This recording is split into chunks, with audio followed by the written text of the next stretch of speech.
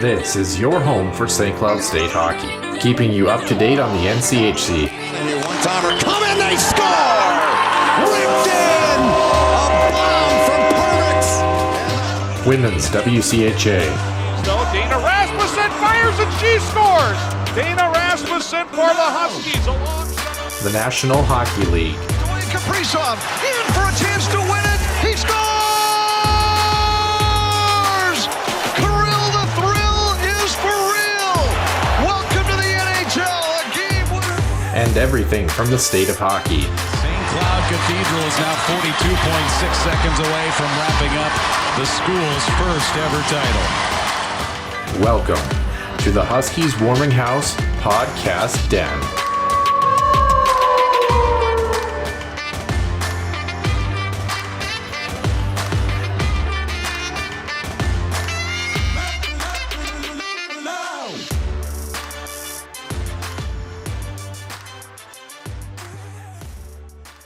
Episode 61, the Huskies Warming House podcast presents our weekly podcast here. I'm Noah Grant, joined alongside my co-host Nick Maxon on a very groggy Sunday morning for both of us. We'll get into that a little bit later, but we've got a lot of great topics to get to. A very, very short Huskies Illustrated Weekly Roundup, only 4 topics in that one today. And then we're going to talk about a plan that we have for the next roughly 10 weeks or so for the show regarding the men's hockey team and what we're going to be looking forward to as far as they're concerned. We're going to talk about the Minnesota Wild, predicting the upcoming week of the playoffs, and review our bracket guesses that we had with about a month left to go in the season to see how close we actually were in the standings. Then we're going to talk about who we think, the conference final and Stanley Cup opponents are going to be, who's going to win it all. And then we're going to finish off with an interesting extra ice session that involves both the Buffalo Sabres and the Minnesota Wild. You won't want to miss it. And we'll start this week's show with the Huskies Illustrated Weekly Roundup. Center Ice View News and Notes. Center Ice View provides you with the best coverage of St. Cloud State Huskies hockey, from game notes, recaps, photos, and more. Go to centericeview.com.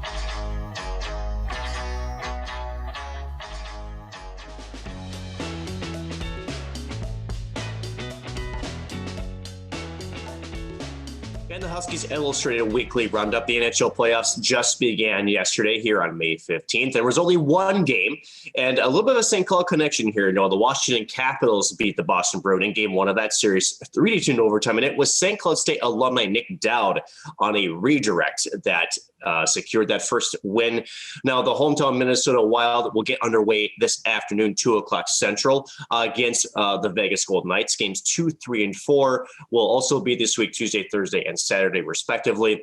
The winner of the series will get the winner of St. Louis and Colorado.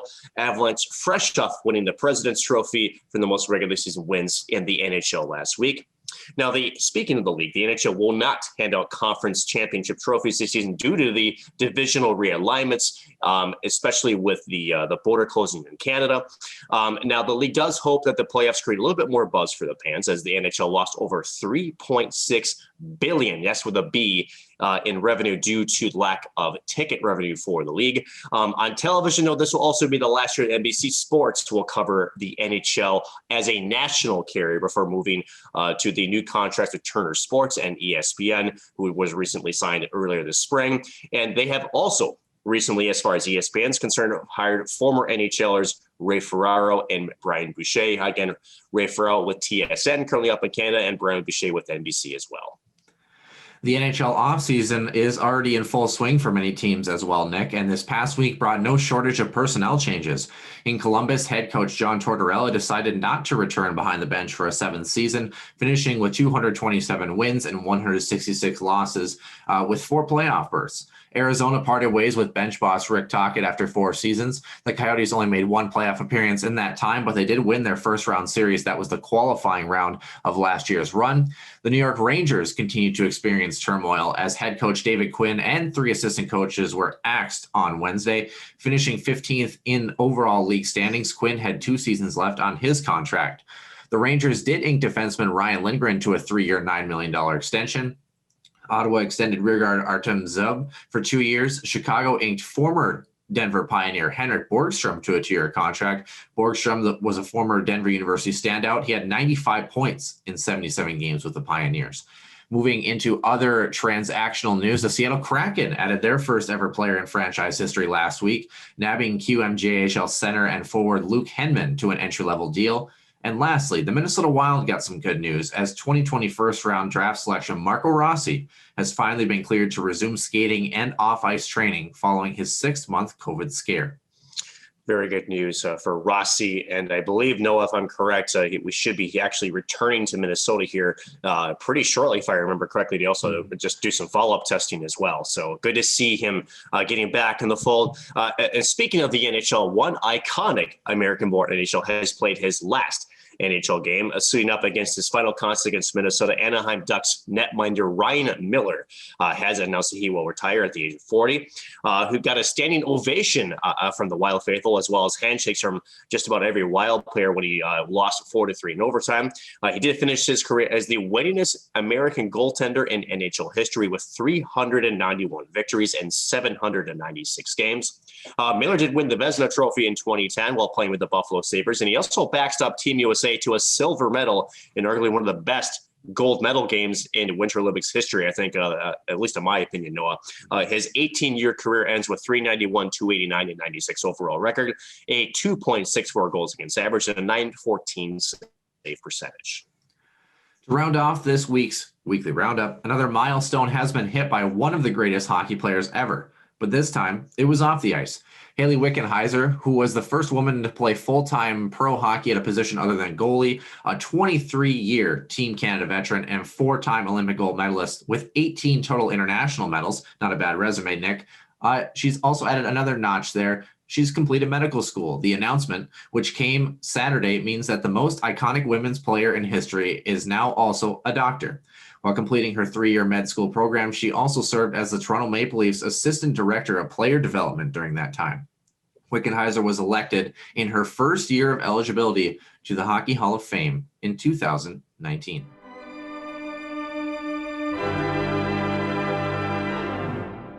And once again, welcome back to episode number 61 of the Huskies Warming House podcast. I'm Noah Grant, joined alongside my co-host Nick Maxon. Nick, it's been a tough morning for both of us. It's been a groggy one.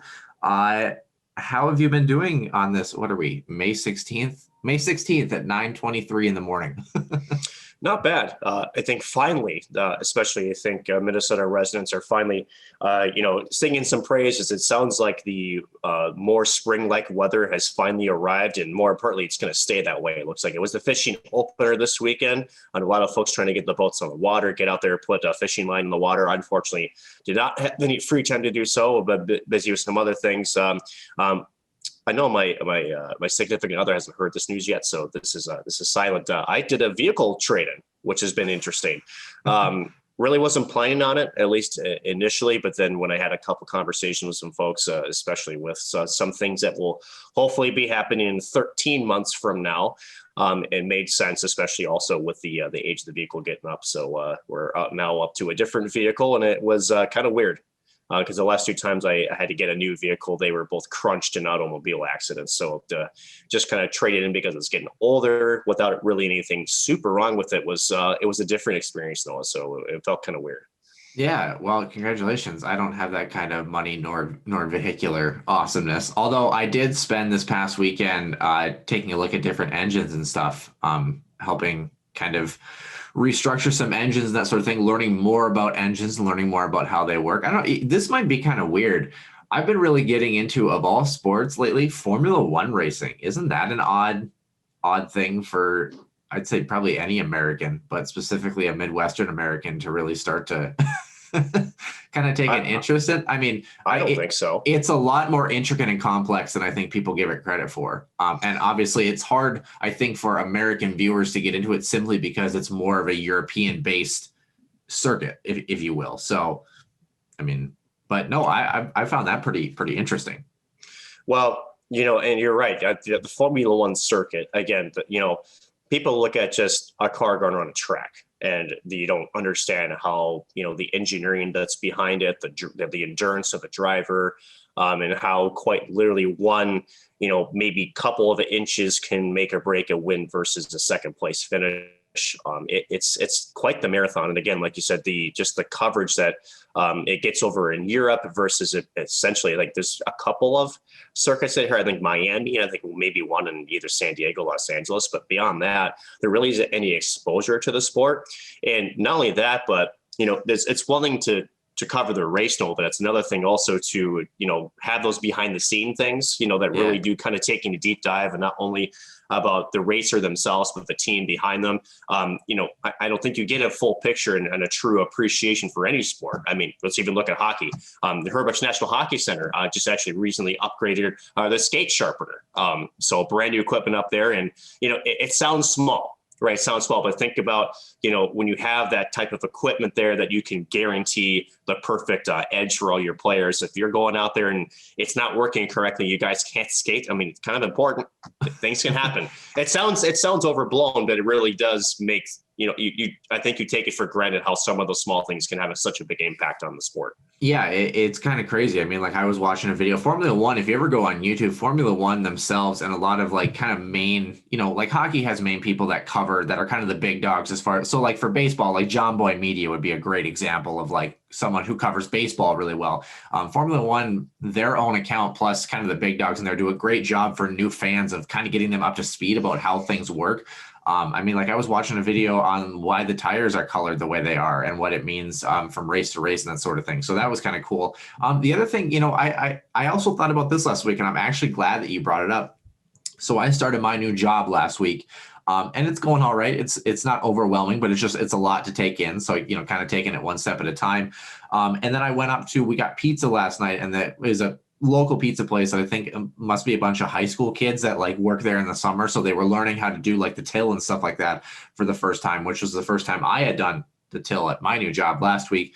And I was thinking about how, like, even if you go to like, I mean, I'm not a big Starbucks fan, but like if you go to Starbucks or you go to like all these places or like a hardware store, that sort of thing, I think sometimes we really lose the appreciation, like you mentioned, for even little things behind the scenes or what it takes sometimes to do, customer service, what it takes to have the knowledge of the store, that sort of thing. I don't know if that's a weird thing to think about, Nick, but I was just kind of like, taking back, it's like we go through our lives. We go to from Home Depot to Jimmy John's to wherever the heck it is. And sometimes I think we don't appreciate, what people put in to make the product that you're seeing happen. And, you don't give it a second thought. So I don't know, is it appropriate to say thank you to everybody who's especially doing those blue collar jobs that really doesn't get a lot of appreciation for how hard or how intricate some of those jobs are? Like for me, this is the first time I've ever worked a register or a till before. I've worked maintenance for 11 years. So for me, that was a new experience. I'm tech savvy and I'm getting it down, but like the register shut down and then closed the drawer on us last week when we had 5 people in line. So it's like, I think there's something to be said for when you go to the grocery store and somebody rings you up fast, puts the groceries in the right bag, things like that you don't think about. That, I don't know. It's kind of do you have anything to add on this, or are you losing? Am I losing you here? Well, I'm trying to. I'm just trying to look for an opportunity actually to jump in. Okay, so you just kept going, dude. I'm not just going to cut you off. So yeah, your face was kind of like, what is this kid talking about? Okay. Well, it felt like you were going to end it 3 different times, and you just kept going. So, but we'll even talk about like some of those, you call it the, like Super Target at Walmart, right? They have they almost have their own second shift essentially, right? Where you have, the people, I would say Target probably is more appropriate because Walmart, most of them actually don't close. Most of them are 24-hour, but for Target, they do close at 10.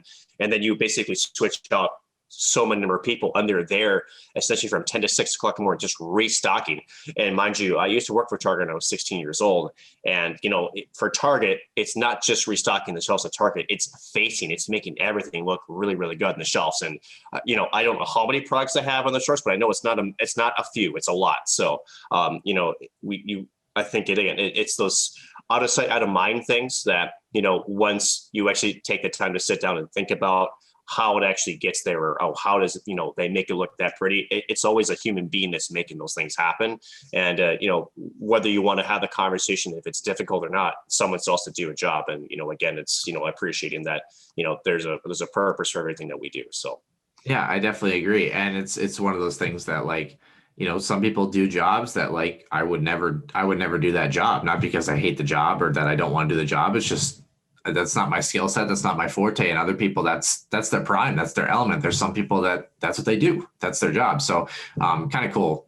I was just thinking about that last week, having an appreciation for the fact that, we hear so many great stories from so many different people that interact with this show. And some of them come from very unique places and do a lot of cool things. So moving on to kind of the more main bulk of the show, if you will, we'll start with our trivia question here. We had a winner for the third round of season 2 of trivia. And it was actually Tanner Heath finally setting his alarm and getting on the board for this win here. But the question did read, there have been 42 different numbers worn by St. Cloud State women's hockey players since the program ramped up at the turn of 1999. Interestingly, how many current players are the first player in program history to wear their current number? Nick, do you have any idea? But I'm going to take a stab at it. Let's say 3.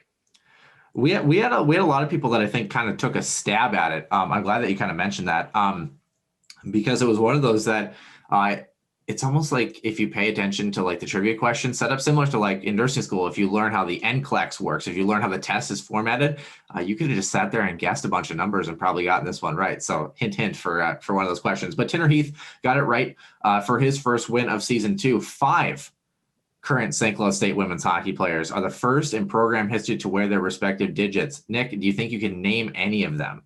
No. Goaltender Emma Paluzny, 32. That one kind of surprised me a little bit. She's the first one to wear that number. Minot, North Dakota native defenseman Olivia Hansen, 44. Yanina Newland, 81. Forward Claire Hickey at 82. And Olivia Savar, 91. All first-time wearers of their respective numbers. That one kind of surprised me a little bit going through that and seeing that little statistic there. But when you with Newland, Savar, and Hansen, those, now that you say them out loud, it's like, okay, those are higher numbers. But like you said, 44 and 32, those a little bit more surprising, like you said, because 32 is usually a pretty popular goaltender, hashtag Nick Backstrom. But yeah.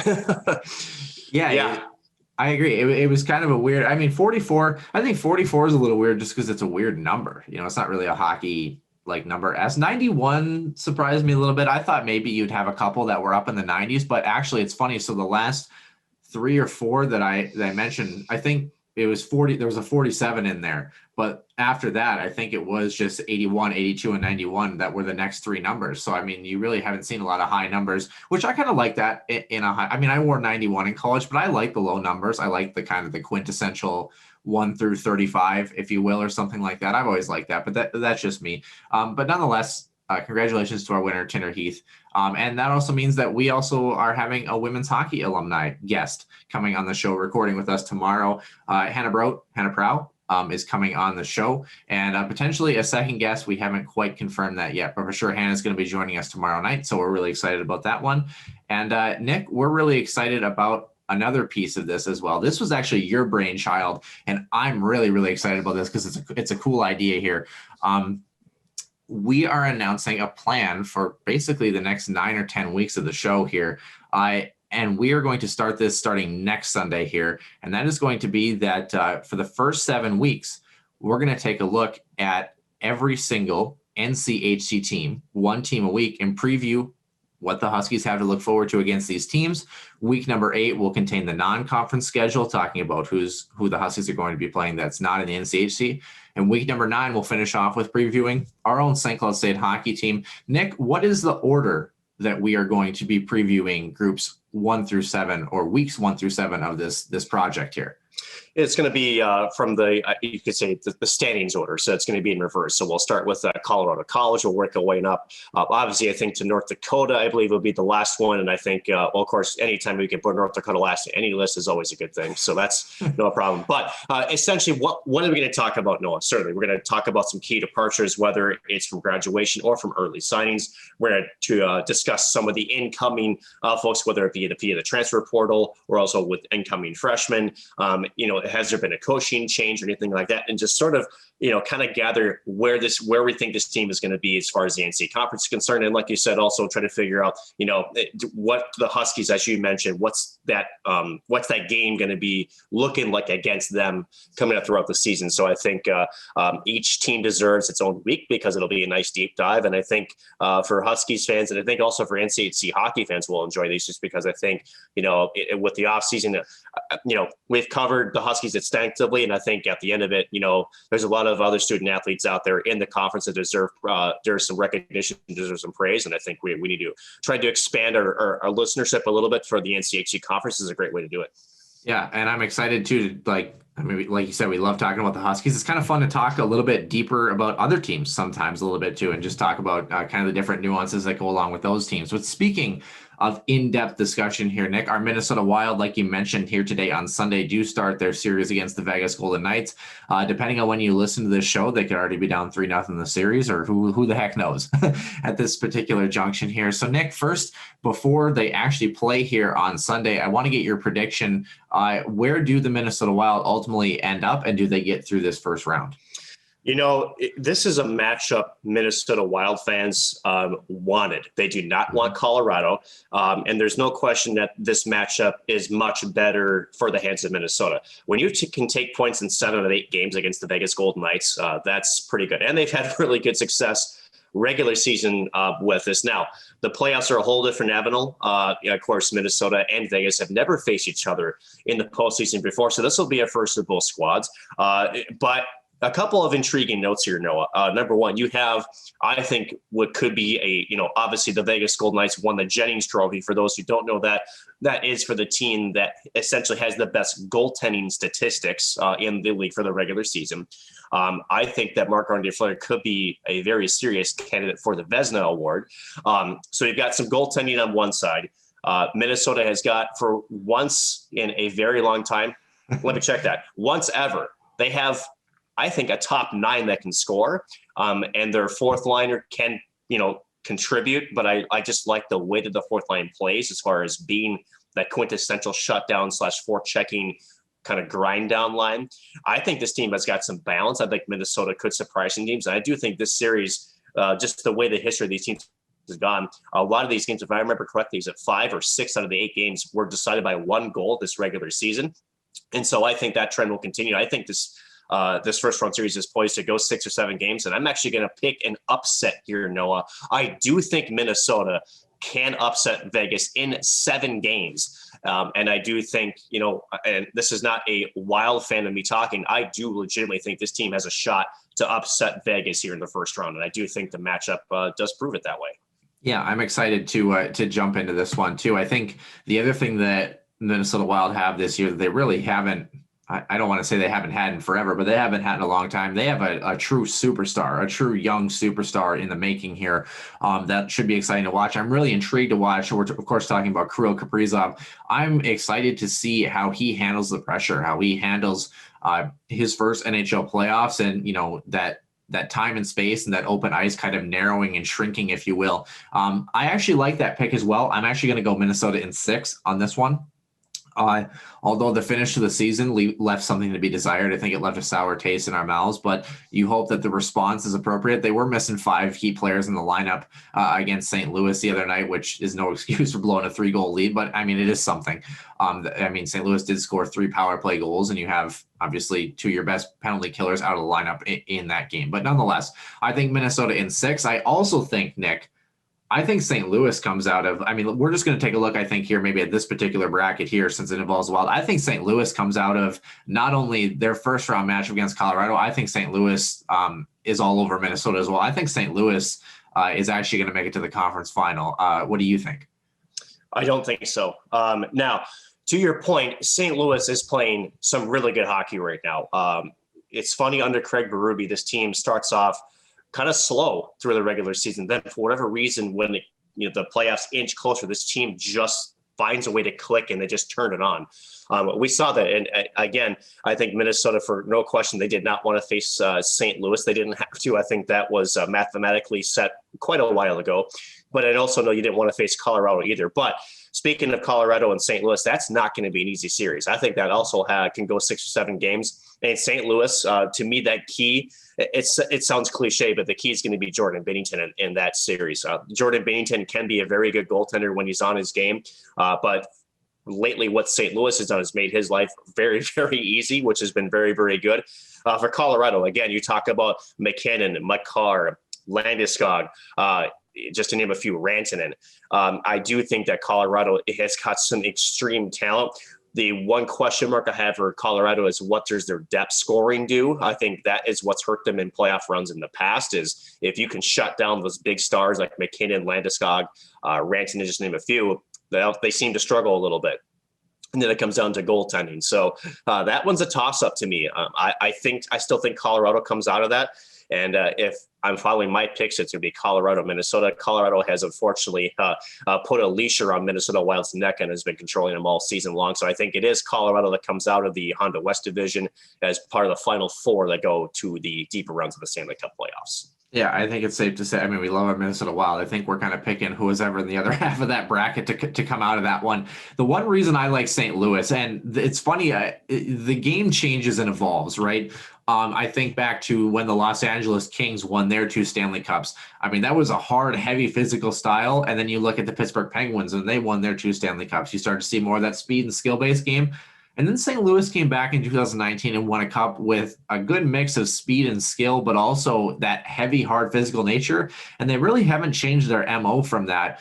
And that's the one reason I like St. Louis over Colorado, simply because with teams that are high-flying offenses like Colorado that, you know, I don't want to say that Colorado is top 6 heavy, but I don't think it's unfair to say that, where they kind of rely a little bit on that top 6. I think St. Louis, if they can do a good job of slowing the game down, keeping that pace, you know, slower and more physical, I think that's where they start to give Colorado a little bit of fits. And like you mentioned, if you can keep, you know, high scoring players off the board for a couple games in that series, it really can change the tide. Because for whatever reason, I think that St. Louis has a little bit more balanced depth as far as scoring is concerned. But that, like you mentioned, that one, it's probably going to go 7 games. It probably could go 85 games. I mean, it's just been an absolute war between these two teams over the past 5 years or so. So I'm excited about that one. So you got Colorado punching their ticket in that conference to the conference final. I've got St. Louis. That's all right. Why don't we take a look, Nick, before maybe we come back to the Minnesota Wild here, maybe take a look at the other brackets. So you have the bracket pulled up for the Stanley Cup playoffs. Otherwise, I can read them off here. Okay. It's interesting to look back at our picks that we made with about a month left in the season. I had Colorado versus St. Louis and Vegas versus Minnesota. So I actually got something right for a change, Nick. How about that? You had Vegas and St. Louis and Colorado and Minnesota. So I think the question mark, your scenario was 1 game away from happening. So pretty good look at that one. We'll move into the other half, the right-hand side of the bracket, which is weird to see the Minnesota Wild on the right-hand side of a Stanley Cup playoff bracket. But nonetheless, we've got Pittsburgh, New York, Washington, and Boston, provided that my bracket is serving me correctly here. I've got Pittsburgh in the 1 spot, New York in the 4 spot, Washington in 2, Boston in 3. I had Washington, the Islanders, Pittsburgh, and Boston. I was off on that one. You were right on the money, Nick. You had all the teams correctly picked. So who comes out of that ultimately into that conference final? Pittsburgh, the Islanders, the Capitals, and the Bruins. So I have Pittsburgh over the Islanders. Okay. Barry Trotz is a hell of a coach. For whatever reason, without Anders Lee in the lineup for the Islanders, they have just not been the same team. To me, defensively, too, they haven't been their Trotz-ist structure as I've seen in years past. Yes, that's a word. Look it up. No, I'm totally kidding. But I just think Pittsburgh just playing some damn good hockey right now. I don't know if the New York Islanders just has, even if they play a solid defensive game, I just don't know if they have enough firepower to answer what Pittsburgh is doing right now. I think Pittsburgh's got that series. And then Boston and Washington, obviously Washington took game 1 in overtime, but that was close. I'm still going to pick the Capitals in that one for a Pens-Caps rematch. And that one because why not? It seems to always happen, especially in round 2. Yeah. So we're going to go with that. And I do feel after that, it's going to be Pittsburgh again, ending Alex Ovechkin's season early and giving him the golf clubs here at the end of May. I tell you what, Nick, Alex Ovechkin almost ended Alex Ovechkin's season early. Yes. Unfortunately, and that's the one thing. Gosh, I hope he gets that scoring title. But I tell you what, when you miss, it's funny when you miss, a handful of games here and there. I mean, Ovechkin has stayed relatively healthy. That's going to be the question mark. I guess before we move on to the next, or before I give my picks here, as you have the Pittsburgh Penguins making the conference final, do you think Alex Ovechkin breaks that scoring record? Do you think he stays healthy enough?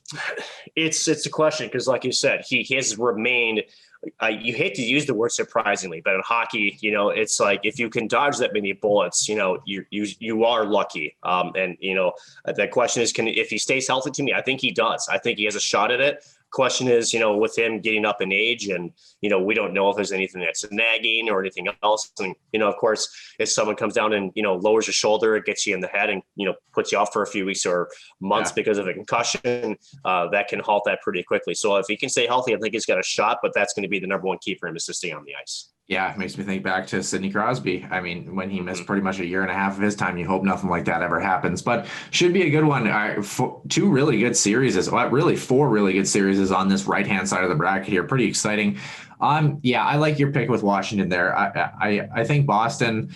The only thing that I think might actually be a catalyst for the Bruins, to be honest with you, is actually the emergence of Taylor Hall. He's looked really good in a Boston sweater. Yes, he has. And again, there's a guy who's been hungry to get to that playoff dance for a long time. So you never know if he could be the guy that could be that catalyst there. But I like Washington. You've got a little bit more of a veteran group, a little more composed group. Although I will say the goaltender injury last night might change things a little bit here. Yeah. I know we have kind of a slightly biased bracket here with Washington going up in game number one, but nonetheless, I like your Pittsburgh pick as well. I'm in on that one. I think Barry Trotz, his defensive structure is really nice, but the Penguins, unfortunately for Minnesota Wild fans in that first round draft pick this year, really shoved that one back in our faces, playing some really, really great hockey at this time of year. However, I think the Washington Capitals come out of Pens versus Caps this year. I think it's Washington's time once again. I don't know. I have a feeling about this team that I really can't explain, and that's my expert analysis, Nick. So, we're gonna move on to the other side of the bracket here. So on that note, we've got Washington, St. Louis, and that. Gosh, how weird is that to see that in a conference final? But we'll move on to the other side of the bracket. Nick, do you want to start in the North or do you want to start in the Central? We'll start Central.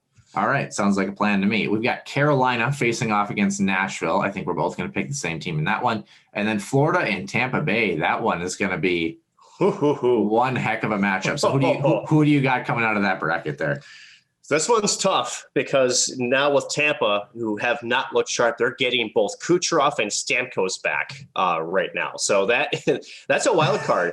However, Florida, to me, I like how Florida is right now. I like how they play. And there's no question that when you get players of that caliber in Kucherov and Samko back in your life, that does change things. Question is how quickly can they get to game speed? But Florida has an X factor. It's Drieger, right? Is the rookie goaltender. Yeah. Drieger. To me, he's a guy, a man on a mission. He's quite literally stolen, in my opinion, the starting goaltender position from Sergei Bobrovsky. Not an easy thing to do. No, not an easy thing to do. And, if I'm the Florida Panthers, how about some buyer's remorse, in that regards? My goodness gracious. Because his first year was not great. And then you have this rookie goaltender come in, maybe thought we at least get a solid backup, and now things have kind of flipped on them. I like Florida's balance. And I do think that they do, especially with the hangover effect with Stanley Cup winners in the past. It's just kind of a historical trend. I do think Florida comes out of that. So I have Florida out of Tampa Bay, and then of course Carolina. I just think they're going to be way too much for Nashville, despite like Nashville's one of the hottest teams going into the playoffs. I just don't think they have enough firepower. And the Carolina team, man, that is a fun team to watch right now. They're good. Holy cow. Up and down the lineup, they're just solid right now. Yeah, I honestly, this might sound weird. I know they already have a Stanley Cup. I'm always rooting for Carolina. I don't know what it is. I always want them to win things. I've got a question. Bunch of jerks. Hashtag storm surge. I've got a question for you. Speaking of the Florida and Tampa Bay series, I got Carolina and Florida. I got both those teams coming out. We actually match on that one as well. They were talking about, obviously, Steven Stamkos' return. Stamkos played the majority of the year, was hurt for like the last 7 games or so, and now is making his return. Maybe he was ready to make his return maybe about a week ago, but I would imagine Tampa Bay, maybe, even though they probably want to get him up to speed, maybe they were just resting him, taking him slow, making sure he was ready for the postseason. A lot of people have been really upset, Nick, about the cap situation regarding long-term injured reserve with Kucherov, and the fact that, now he suddenly comes back for the playoffs. He's suddenly ready. I don't have a problem with it, honestly, for 2 reasons. One, the CBA is what it is. they're well within their right to do that if they believe their player is hurt. Not to say that it's not really a loophole because the player has to be deemed that they're hurt. Secondly, at the beginning of the season, Tampa Bay mentioned that Kucherov was going to be out for the season and hopefully return for the playoffs. Does it seem a little bit fishy to you, or are people overreacting? Do you feel bothered by the fact that Kucherov, one of Tampa Bay's best players, is suddenly back in the lineup, albeit really, really rusty? So there's a couple ways you can look at this right now. You can look at it as the angle that is Tampa is, picking the loophole in the salary cap system. Well, they didn't write it, but they agreed to it, so that's part of it. But let's flip the question, though, Noah, and I think this is the part that people forget. So, do you really want the league to say, "Oh, you're healthy, you have to play"? Mm-hmm. So, at the end of it, for those who are upset by Tampa's handling of Kucherov, you're not going to win that argument. At the end of the day, Tampa, if you want to say you played it smart, sure. But again, if you're gonna, to me, I look at like mini golf, right? If you have, the hole like down a step, but there's 3 holes you can go into. One is a pipe that leads straight into the hole. You're going to pick that one versus the other ones you can't see, right? So you're going through the path of least. You didn't build it, but you can certainly pick it where you know that there's going to be success, right? At the end of it, I don't have an issue with it. And again, how do you there's no way you can really address that. You can't force a player to play because let's just say this. Let's just say you activate them, right? You can send them down to the AHL conditioning stint. Now you're getting to where the league is forcing teams to make business decisions that the league really doesn't have a place to do so, right? So at the end of it, Tampa just did what they were allowed to do, and whether you agree with it or not, well, sorry to say this, but too freaking bad, unfortunately. Yeah. And at the end of it, like you said, Kucherov hasn't played game. Does that mean, so yeah, he's going to play, but I would think he's going to take some time to adjust. And let's not forget that, Noah, you are not being former players, I should say, is, it's not just as simple as finding your own game. It's also about your line mates finding your game too, right? So at the end of it, it's going to take some time to figure each other out for this. So it's one of those weird things where I go back to the Minnesota Wild and the Martin Hansel trade, where Chuck Fletcher, I think he overstepped. I think he did too much and he essentially broke chemistry with guys that I don't think really needed to be touched, but he wanted that paper skill, right? Yeah, you have paper skill here in Kucherov that's going to be added to the lineup, but how well does he fit in with the people that he's going to be with? Yeah, a lot of that core of Tampa has been there for a while, but again, it's how quickly they come together as a line, as a unit. And again, if you're shuffling players around, it could be actually worse for Tampa than it is could be more beneficial with the first couple of games. You go down 2 games against this Florida team. I think this Florida team is built and primed and has got the head coach to sweep the leg and to put Tampa down and out of the playoffs in the first round if they have that opportunity. Yeah, and Kucherov, he could be relegated to a bottom 6 role and get 0 points, in Stanley Cup final, or could end up being a scratch. He could re-aggravate his injury. There's a lot of things that could happen. The other thing is this too, and the last thing I want to pause here before we're, running a little short on time here. Got about 4 or 5 minutes left here in this segment here. But the one thing I want to mention is even if Kucherov, let's say he was healthy 2 weeks ago, right? He still got to, after being part of what was a very legitimate injury that kept him out for months, he has to get back into shape, back into game speed, right?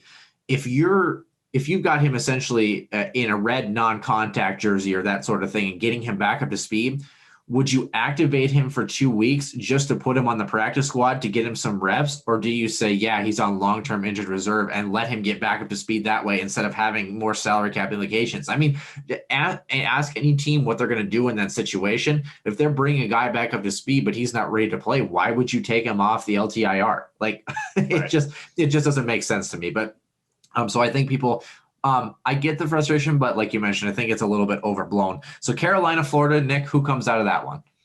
This one's tough, but I do feel like Rod and Brendan Moore and the bunch of jerks are primed to come out of that conference. And I think that's going to be a 7-game series, and that's going to be one fun series to watch. Isn't it weird that, and I say weird because it wasn't that long ago, I would say 3 years ago, before Rod Brind'Amour took over and Carolina really started to kind of almost own their own identity a little bit, that if you would have told me 3 years ago that Carolina and Florida is going to be in a playoff series together. First we'd laugh and you go, that's not going to be intriguing. Now it actually might be one of the most intriguing matchups that we've seen in some time out of the East. And I actually am really looking forward to that matchup if it does come to fruition. And Florida, for those who haven't watched it, they are a very fun team to watch. And a year after Joel Quenneville comes in, obviously some trades that have really helped them.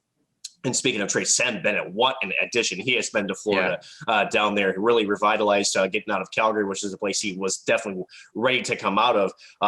They're a fun team to watch. And I think if it's not this year, even next year now, after we get past the expansion draft and a little bit more of a normal offseason, I think Florida is trending in the up direction where they might be a legitimate Stanley Cup contender in a year or two. I really do think that.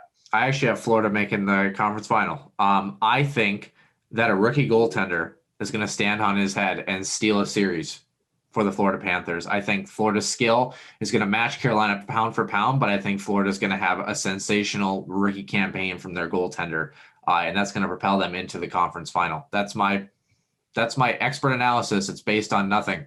But honestly, I think this is Florida's time. I think they've been hungry. They've been chomping at the bit. They've been waiting a long time in that organization to get back to a place like this, similar to what Carolina did, a couple of years ago in their run as well. But I think Florida takes it. And I think it's their first conference final in a long time. Moving up to Toronto, Montreal, and Winnipeg versus Edmonton. Edmonton being that 2 seed in that matchup. Toronto, Montreal, Nick, who do you got? Toronto. That's all I have to say. Toronto gets their first round win. Toronto does get a first round win. 4? Is that right? 4? I think so. No, Toronto, there's no question this rides on Jack Campbell right now. And you hate to say that, but their defense has been better. I think it's almost been overperforming. Jack Campbell has been a very nice I think he's stepped up to the plate very well when Anderson was out in injury. I do think Jack Campbell is your game one starter. I think you have to ride the goaltender that has played, especially going into the playoffs. Montreal, they've also been playing well as of late. I just don't think they have enough in the tank to get past this Toronto team, which I think knows not only one that, hey, this is going to be one hell of a matchup, but two, if they fail out of this first round, there's going to be heads to be split. So I do think there's some internal pressure from Toronto to get this win. And I just think on paper, they match up much better against Montreal. I like that as well. I'm going Toronto as well. I'm also going Edmonton coming out of that series against Winnipeg. I think Edmonton finally, their star power is going to be too much to handle for the Winnipeg Jets, in my personal opinion. I think I actually think this one's going to be a short series, oddly enough. What are your thoughts? I actually agree with you on that. When you go into the playoffs losing 9 of 11 games, for whatever reason, I had Winnipeg. I'll admit, I had Winnipeg in the second spot. I did not think that Winnipeg was going to drop 9 of 11 games. And they're limping across the finish line. And they just seem like a team with some injuries and some players not healthy. And you hate to say the loss of Patrick Laine hurt them a ton. I don't think it's a significant one, but because unfortunately he kind of turned it into his own enemy in Winnipeg, and I think it was good that he got traded. But at the end of it, he's, when you bring in Pierre-Luc Dubois, he's not the same player. And Winnipeg, to me, they just don't have it. And I think Edmonton with McDavid, Draisaitl, Yamamoto, Mike Smith has been a hell of a run with goal, and I think he knows this might be a last run at a cup for his career, backstopping the Oilers. I agree. I think Edmonton is going to do this, and I do think that Winnipeg it's going to be a short series. Well, I think that's 5 games at max. Yeah, I had Toronto and Montreal and Winnipeg and Edmonton in our preview a month ago. I had Toronto going all the way to the conference final. I still have that, but I had Winnipeg winning that round, so that has changed. Nick, this is where your bracket looks a little tough here, buddy. Edmonton and Winnipeg and Winnipeg, like you mentioned, you had them going to the conference final. You had Toronto and Calgary. Oof. Toronto coming out of that one and Winnipeg going to the conference final. I know. But you know what? I think Toronto makes the conference final. I think they punch their ticket over Edmonton. Okay, so you agree on that one as well. So we have our final 4 matchups here. I've got Toronto versus Florida, Washington versus St. Louis in my bracket. You, my friend here, if I can fill it in very, very quickly here. A lot of math going on here, Mr. Maxon. You have Toronto and Carolina matching up, and then Pittsburgh and Colorado coming out of that one as well. So Nick, we'll start with yours. We'll start in the West, if you will. Pittsburgh and Colorado. Who comes out of that one? Holy cow. If that ends up being the series, that is one hell of a series. Holy cow. That one's tough. I feel like I know what you're going to pick. Honestly, I feel like you're going to pick Colorado. It's tough. And here's why I say that. When you get to the third round, you got people, you're banged up, especially if you've gone a long series. The question is, who do I think is built better for a longer term run? And I do think it is Colorado. I really do. You forget that as Nathan McKinnon, as skilled and as fast as he's also a tank. He's a guy that's strong. You got Rantanen and Landeskog too, who are big mooses that can put in the biscuit into the twine, but they also can hold their own. And I just think that they're just built better for a long term. Let me make sure on this as well.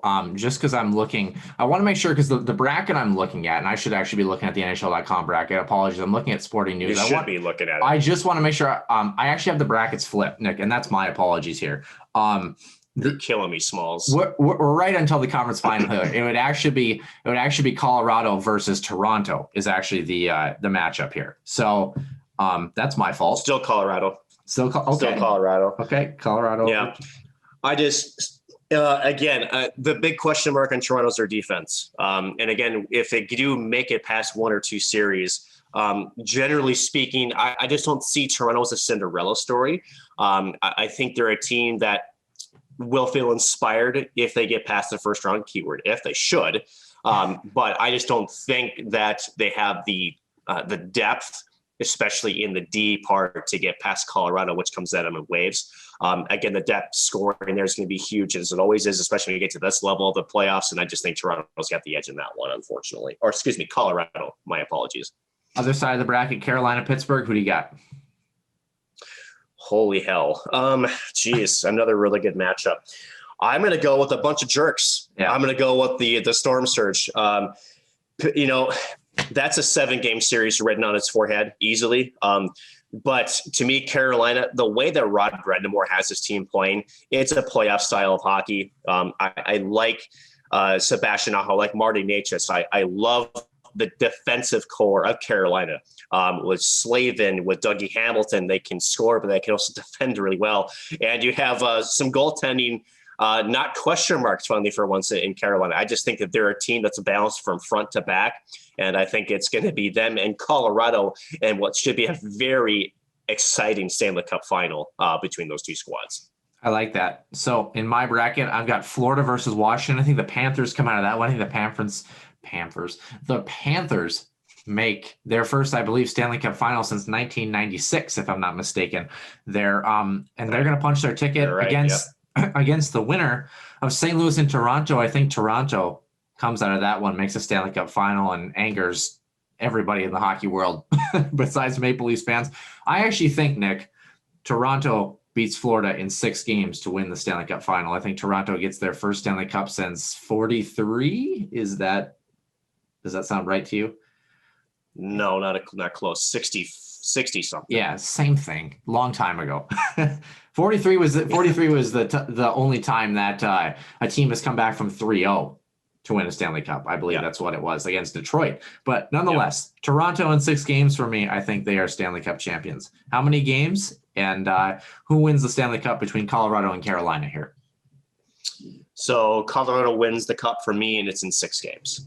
Okay. All right. Colorado in 6 games. Our brackets look vastly different, if you will, but that will do it for a sort of more lengthier than usual segment here that we had in the regular portion of the show. We're going to move into the extra ice session here. We're going to talk a little bit Minnesota Wild, a little bit Buffalo Sabres. We're going to talk about our thoughts on Jack Eichel, and also where does Zach Parise and Jack Eichel end up within the next year or two. You won't want to miss it. Stay tuned.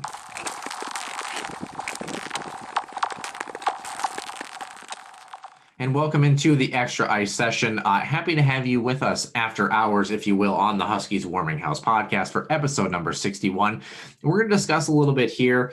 First, maybe touching on Jack Eichel. Jack Eichel's kind of been the bigger story in the NHL as far as free agency / not free agency, if you will. Talking about, does he get traded with 5 years left on his deal, $10 million average annual value on his contract? And I don't know if he wants out of Buffalo, but he's been disgruntled with the way things have been handled, and he's been playing for, pardon my French, a really shitty hockey team for quite a while, unfortunately, with the Sabres there. I don't know the honest answer to this question, Nick. I know we're going to touch on the Minnesota Wild piece and maybe how that could potentially happen for the Wild. The Wild are in the mix. I'd say there may be second or third tier teams in the mix as of now, simply because of salary cap implications, if anything, plus I think prospects as well. In your opinion, if the Wild don't make a move, does Jack Eichel go anywhere? And if so, where does he go? He's going somewhere. Okay. And here's why I say that. So when you look at an organization that's finally broken apart at the seams, right? I think that's where the Buffalo Sabres are at right now. You have to look beyond Jack Eichel's comments. Look what Sam Reinhart said. Their leading point getter for the season, and he, as an RFA, did not commit to the Buffalo Sabres after the season. He was pretty much saying, yeah, I'm not sure what I want to do here. To your thing about a crappy hockey team, you can't blame the players. It's a crappy organization. The Pagulas have this all on their hands, to me, in my opinion. And Jack Eichel is frustrated that, he's essentially been rebuilding his entire career. And unfortunately, all he's seen is the tires spinning. There has been zero traction in Buffalo. He is a player with his caliber and his talent, absolutely deserves to be on a playoff type roster. The question and the biggest problem that hurts him is we have a pandemic that has crippled the league and the teams and their salary cap. You have a fairly high contract value in $10 million with also a pretty good amount of turn that's got to be moved. But at the end of it, you're at a point where I think for Buffalo, with the comments he's made and what you've done, I think you have to move him. Now, generally in this situation, he has to you want to get him out of the conference. You don't want him to come back and hurt you in the early runs of the playoffs. You want the least amount of resistance as possible. So the only time you maybe want to face him is in the Stanley Cup final, which means usually you want to go Western Conference. Now, for the Minnesota Wild, are they in play? 100% they're in play. A couple of reasons why. A, Kirill Kaprizov, you need a bona fide center for him. You've got a center in Jack Eichel, and albeit a right-handed center, who is also very gifted, very skilled. Number two, the Wild have an extra first-round pick. So for those people who are looking at Pittsburgh and saying, that's not a high draft pick, this is also the Buffalo Sabres front office. They would, bite cheese for anything if they wanted to. So you've got an extra first-round pick. Could you package both? I think both are in play. Especially in a draft with so many question marks as this. And I think for Buffalo, if you're going to hit the giant reset button, you want draft capital and you want young prospects. I think Minnesota's got a couple of those. And I think that there is a decent play for Jack Eichel in the Minnesota Wild. The question is, what about the dollars and cents, right? You're going to have to free up some cap space. And that goes to a different part of the conversation later, Noah. But I want to get your thoughts on Jack Eichel, if he moves, if so, where does he go? And or does he stay in Buffalo? Does he agree just to kind of hunker down for a couple more years? Yeah, my question mark. The interesting piece that you said is, does he go to a playoff team? I think if he goes to a playoff team, what playoff team has a good package of picks and prospects, and will they have to throw in some extra cheese for the Buffalo Sabres to maybe retain a handful of salary on top of that as well to get that deal to happen? And if that deal happens, how much are you willing to give up for Jack Eichel? My question, that's just something to posit. My question for the Minnesota Wild is twofold. One, do you feel comfortable giving up a prospect? I mean, is Marco Rossi on the table? Technically, I think Marco Rossi is definitely on the table if you're talking about a trade like this. Number two, how do you feel about your scouting report, not only on the ice, but off the ice for Jack Eichel? Jack Eichel, a great human being, he's been part of a losing culture for many, many years, unfortunately, and hasn't really gotten a chance to play with players who have been of high caliber that have also been able to get towards playoff contention, if you will. It's hard to be stuck in that rut. I think some players handle it differently. Some players handle that transition very, very well. Like Ryan O'Reilly is a great example of that. Other players don't handle it so well. So that's my question mark, is that if you're the Minnesota Wild, at least, do you feel that his character would be a good fit in that locker room? We definitely don't want Martin Hansel XL edition, if you will, as far as bringing in the wrong player here. The point that you're about to go to is the Zach Parise piece, which I really love this idea, because this is where I think even if you have quote unquote problems with Jack Eichel, I think it's worth the investment at this particular point, if that's the case.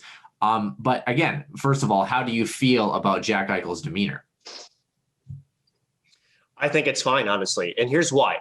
Because you can also walk into a building and there's a sign out that says enter. And if you do enter, this is what you agree to.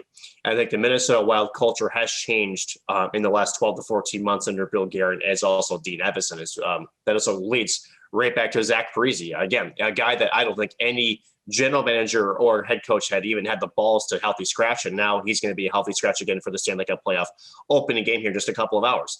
I think that Jack Eichel would welcome a change of scenery, and I think also he would benefit. And I think he's also a guy that, from the few features I've seen off the ice, I think he is a guy that works hard. I think he's a guy that wants to be successful. I think where his head is at, he's done all he can do to help the team achieve from his own one person, one teammate to contribute. But he knows it takes 20 plus guys on a roster to make things turn around. It also starts from the top. And I think that's where his biggest gripe is the ownership and the management and just how mishandled it's been for so long. Yeah.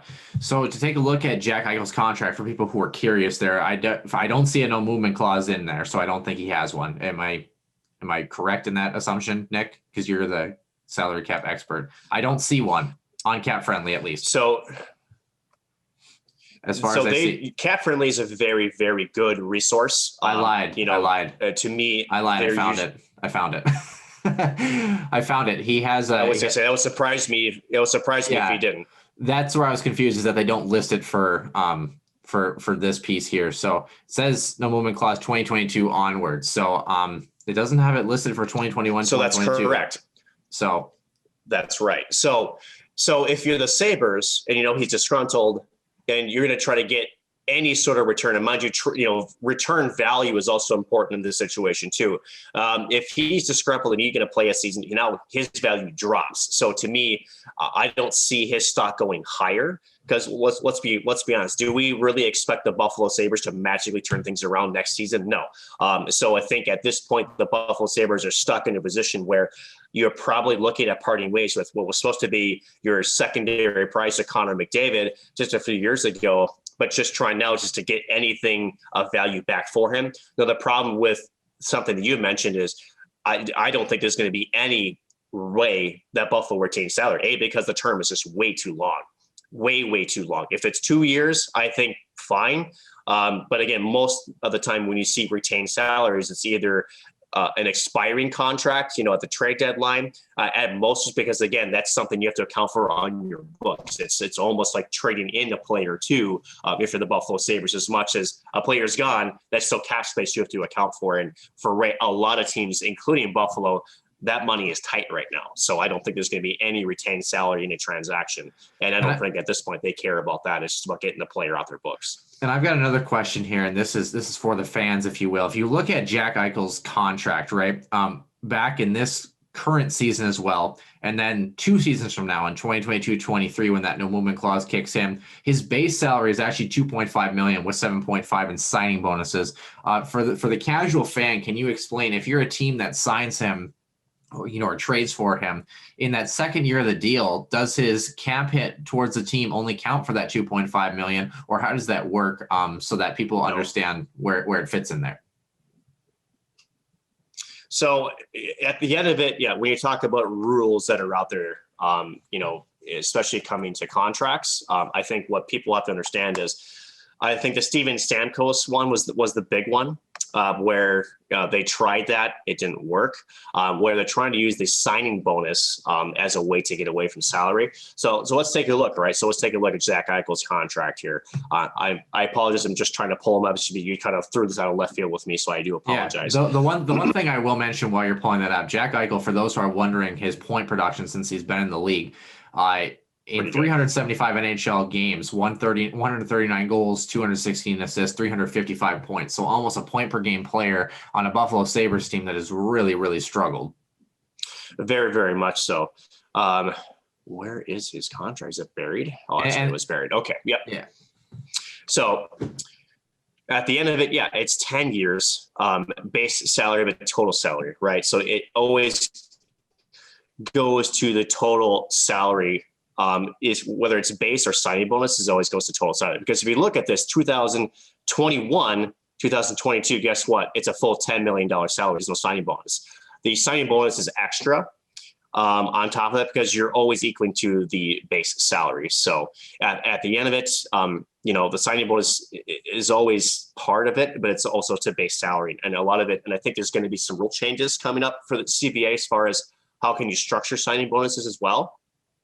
Because, the base salary doesn't affect the cap hit for the player at all. It adds up. So you're not saving anything with that as well. Sure. So the piece that you are going to go to here, Zach Parise, a guy that is essentially scratched today as well. It's the first time in his career that he's had less than 20 points in a season. The next lowest that he had, even in a 48 game season in 2012, he had 38 points. He had 24 in 2017-18. That was his lowest career total in 42 games for the Wild. This year, only 18 points in 45 games. I guess for a lot of people, that isn't normally terrible, but for a guy who's supposed to cost a lot of money and supposed to be an impact player on the lineup, Ryan Suter, who has an identical contract, is pulling his weight in that deal. Zach Parise, unfortunately, is not at this current and particular time. So, Nick, does Zach Parise waive his no movement clause and expose himself to the Seattle Kraken, or does he entertain some way to get him moved out of Minnesota, creating room for the Jack Eichel situation? Both. We've already seen that he did. Remember, there was that potential trade with the Islanders a couple of years ago. He already has shown that he will, and I should say will and can waive the no movement clause. And Bill Guerin has said recently that at the end of the season, whether it's round one or heck, if they even raise the cup, right, he's going to ask every single player if they are willing to waive the no movement clause. So he has that. He has that decision to make. Obviously, it is on him. Nobody can force him to do that. And I think the breadcrumbs would leave a lot of Wild fans to think, why would I want to stay here? Because I'm not being played. And for the Minnesota Wild, that's $7.5 million off of your books. If he goes either to Seattle, which I don't think he will, or if he goes to another team, there's always and who takes him. I think that's the better question. Who's willing to eat that? What is the package that Minnesota puts together in order to get him out of town? Should he want an exit? I'm not sure if there's a package there, honestly. I think it's a straight player for player trade. At the end of it, again, the Islanders, what they were asking for, I believe, was I'm trying to think of the Andrew Ladd. It was Andrew Ladd, so it was salary for salary, but it was aging player for aging player, right? So you were just mixing and matching essentially a different senior for each player. Andrew Ladd has, we saw what happened with him. I don't know. I think. And this is where it's tough because they would mark an end of an era for Minnesota Wild history that was supposed to be a lot more pop and circumstance than it was. And I hate, to me, and this is the part I think a lot of fans might not understand, is I don't blame Zach Parise or Ryan Suter. I don't. And here's why. Take the money. First of all, they got the contracts to set the tone. They were the cornerstone piece. What Chuck Fletcher, and I think Chuck Fletcher for the most part did a decent job as GM. The one thing he did a really horrible job is learning when to break up a core. He never did it. I've talked about this before. When you had Jason Zucker, Charlie Coyle, Mikael Granlund, just to name a few of them, I'm missing one other piece, and I can't believe I'm missing. You say Charlie Coyle? Puzzle. Charlie Coyle, I believe I did say Charlie Coyle. No, I didn't actually. So thank you. He never broke that core up when they needed to. He kept trying to find the spare tire pieces to try to get everybody to click when it was very clear after 4 or 5 seasons that core was not going to be the answer. And so what that did was you wasted the prime of Zach Parise. You did. You wasted the prime of those years. The other problem with Zach Parise too is, and this is unfortunate, and Minnesota would never have known this. Zach Parise didn't know it. For about 3.5 years, he was playing with a back injury that got substantially worse. So you're missing another piece of it just simply to injury as well. Nick, I want to ask this question, and I don't know if it needs to be asked, but just to throw it out there. If you look back, Zach Parise in his, 7 years with the Devils, Points wise, 32, 62, 65, 94, 82. 6, he was hurt that particular year, and then 69 in his last year with the Devils. If you were the Minnesota Wild back in 2012 in the summer, do you sign that contract again? Yeah, absolutely. Same. Okay. I just want to clarify that for people, because hindsight's 2020. Right. No, here's the thing. Would I have the same term and the same dollar amount? Probably not, but I'm still signing Zach Parise. I think that's no question to that. I think obviously there was some futures betting involved in that, but the problem is they didn't bet on the future when they finally got him here. Again, they kept a lot of the same pieces in place, and that's what hurt the chances of the Wild. 2015 was Stanchion Gate, if I recall. Yeah. 2014. But that's 2014. You're right. But that's the piece that you're talking about, is essentially, for those who wonder why the term was what it was. I think it was a little bit of an extra piece to make sure the players came to Minnesota, and they were banking on the fact that in the prime years, Minnesota was going to make a good deep cup run. And then the tail end of the years were going to kind of be, oh, well, it was worth it because we won a Stanley Cup in the end. So. Correct. 100%. That's how it was structured.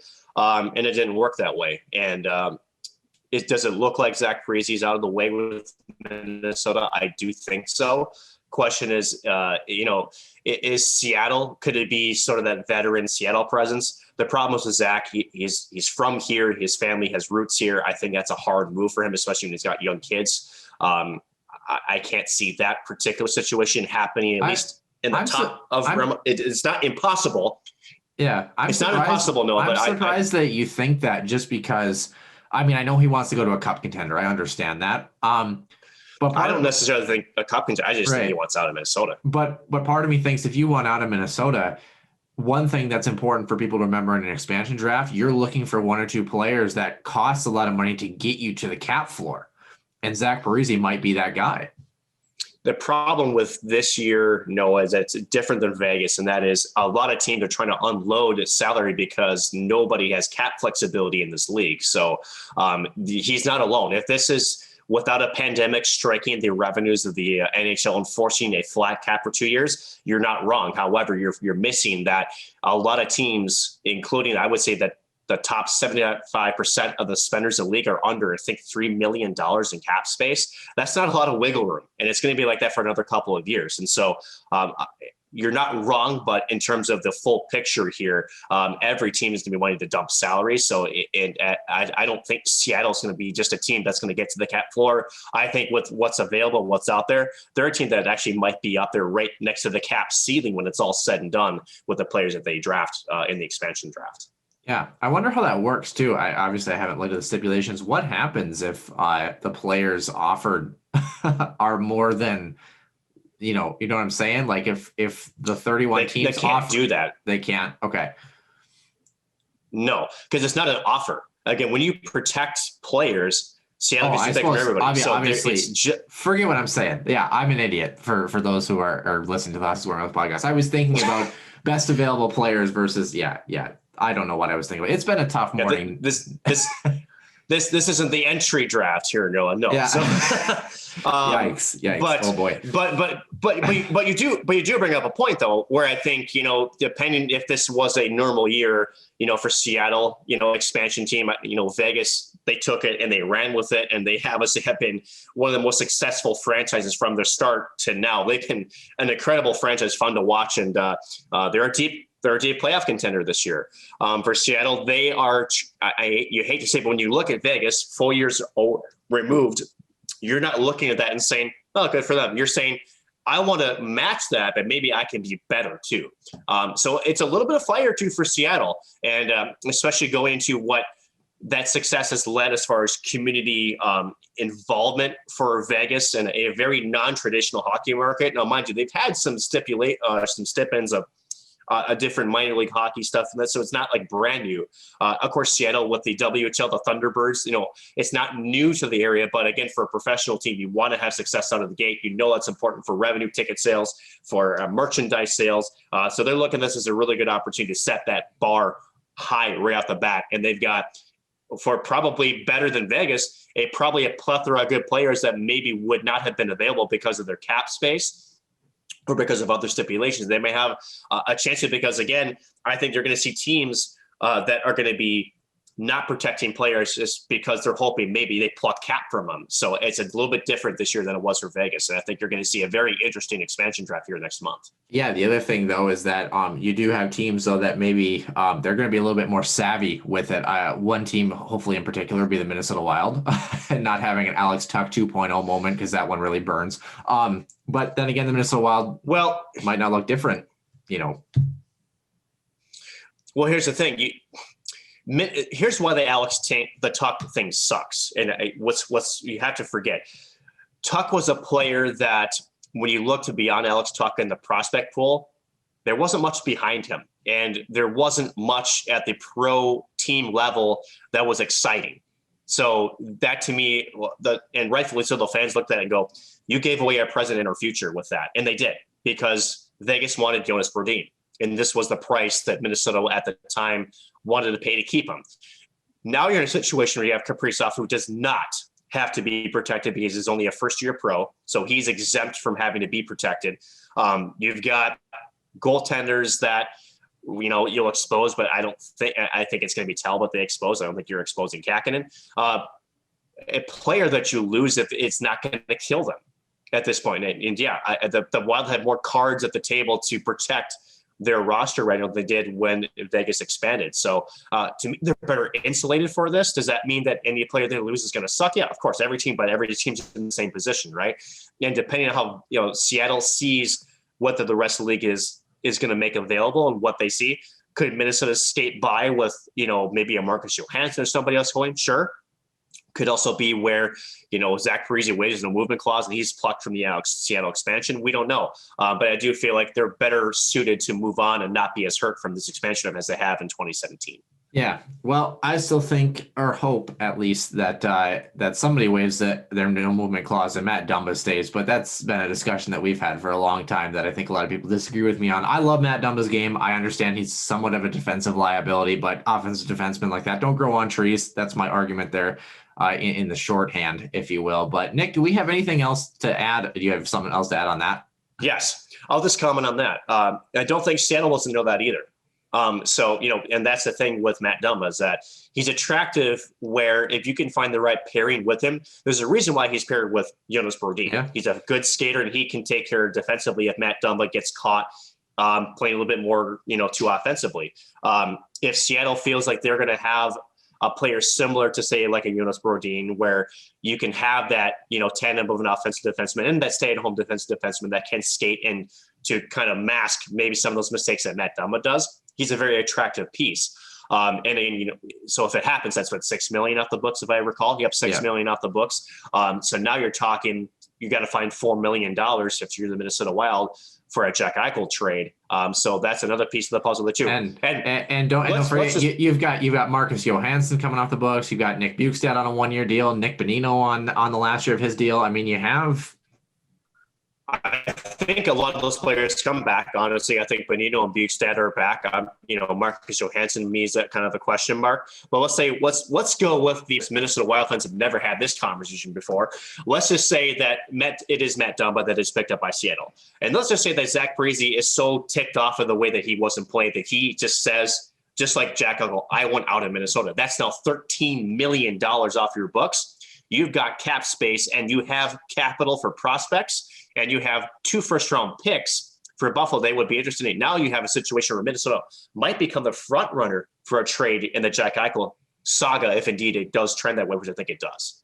Yeah, which is interesting. And also don't forget Buffalo in a very odd spot. If it takes that long, they also have to protect Jack Eichel to move him, if that makes sense as well. So right. a lot of math, a lot of things going on here. But nonetheless, all I know, Nick, is the Toronto Maple Leafs are going to win the Stanley Cup. So there's a lot of people north of the border that are singing your praise. I still think there's going to be a river of tears coming from Toronto, unfortunately. There's a lot of people, which is sad. There's a lot of people up north that are also cursing me at this particular moment too. So very much so.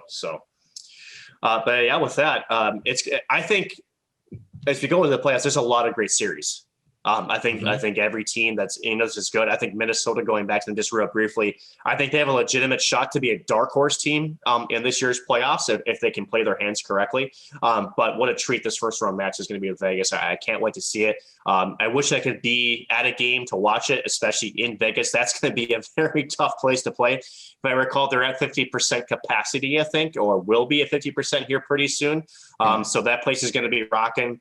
And I'm just glad that we're actually able to have more of a normal playoff this year as opposed to the pod or the bubble as it was just last August. Can't believe it's almost been a year, Noah, since that's what a crazy thought about that was, huh? Yeah, the one thing that I think is also exciting too, this will probably be some of the most exciting conference finals we might potentially see in a long time, because they're almost like first round series is 2.0 potentially if you get the right matchups. And Nick, for the first time in God knows how long, we could have two teams from the same normal regular Eastern or Western Conference play each other for a Stanley Cup title, which is intriguing as well. Something that you young folks and you old folks alike might never see again in the history of the National Hockey League. We'll have to see. But Nick, anything else to add as far as episode 61 is concerned? I think we've hit them all. Yeah, we're just hanging out here. So don't forget, Healthy Scratch Interview segment will come out on Tuesday morning at 6 a.m. as usual. Other than that, we'll come back for episode number 62. We're going to start our deep dive into the NCHC opponents that the men's hockey team will face, and hopefully be talking some more Minnesota Wild hockey at that particular point, because that means they're still alive in the playoffs. That will do it for episode number 61 of the Huskies Warming House podcast, I should say, and we'll see you back in the den next time.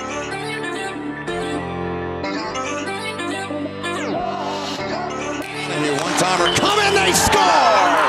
Ripped in! A bomb from Pervix! So Dana Rasmussen fires and she scores! Dana Rasmussen for the Huskies alongside Dwayne Kaprizov in for a chance to win it! He scores! Kirill the Thrill is for real! Welcome to the NHL, a game winner! St. Cloud Cathedral is now 42.6 seconds away from wrapping up the school's first ever title.